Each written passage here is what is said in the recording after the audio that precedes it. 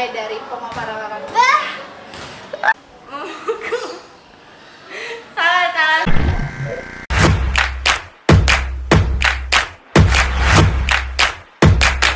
Hai guys, kita dari kelas 10E. Perkenalkan, nama aku Gracia.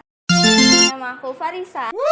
Jadi di sini kita bakalan lebih explore lagi tentang bullying, mulai dari penjelasan materi sampai nanti kita bakalan wawancara beberapa narasumber yang akan kita pilih. Buat kalian yang penasaran, tonton videonya sampai akhir ya. Farisa, kamu sendiri tahu gak sih arti bullying itu? Menurut aku, bully itu adalah perlakuan yang tidak baik yang dilakukan oleh seseorang atau sekelompok. Contohnya memukul, mendorong, dan menghina fisik, dan masih banyak lagi. Supaya kita dan orang-orang yang nonton video ini semakin paham tentang pembulian ini, kita wawancara aja yuk langsung beberapa narasumbernya. Bener tuh, let's Let's go. go!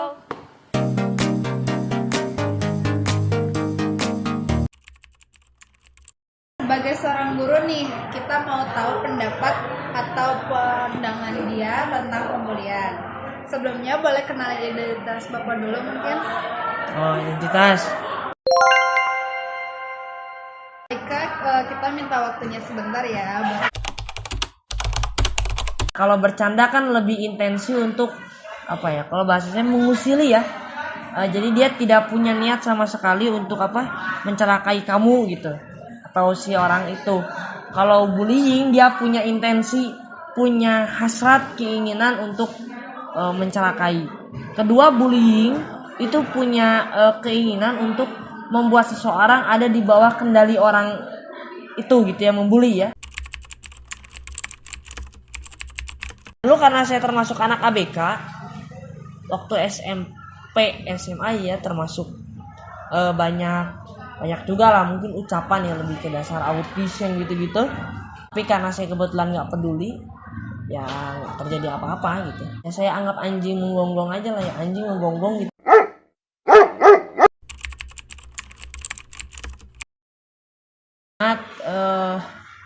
Ada pengadilan yang maha adil. Ya. What you did it what you get kan. Yang kamu lakukan yang kamu dapat kan.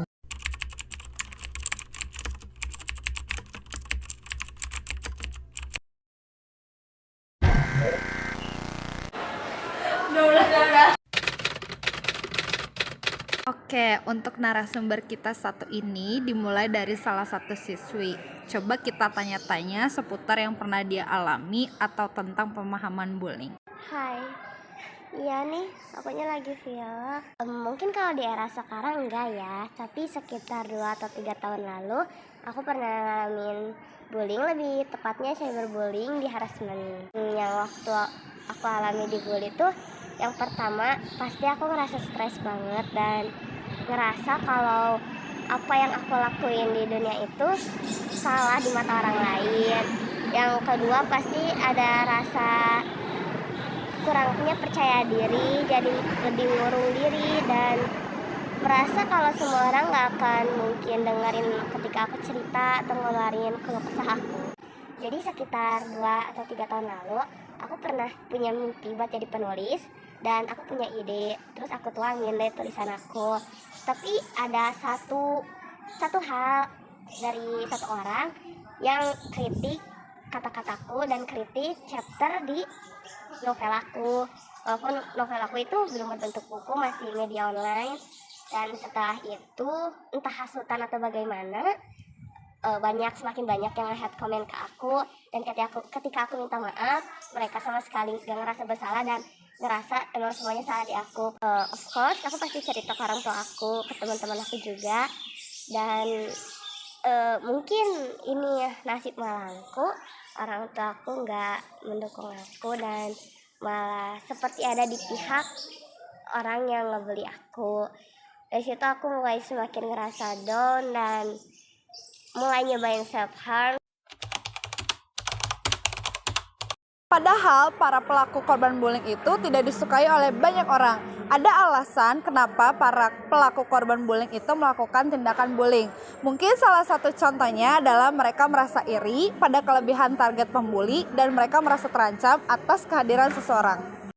Ada juga dampak bagi korban bullying. Yang paling sering muncul ialah depresi, gangguan kecemasan, hilangnya pola makan ataupun pola tidur, dan juga hilangnya minat pada bakat yang dia sukai. Buat kalian para korban bullying, jangan takut buat melapor ya. Buat kalian juga para pelaku pembuli, jangan membuli ya. Udahan vlognya. Iya, materinya juga udah beres. Udah, bye. Salah.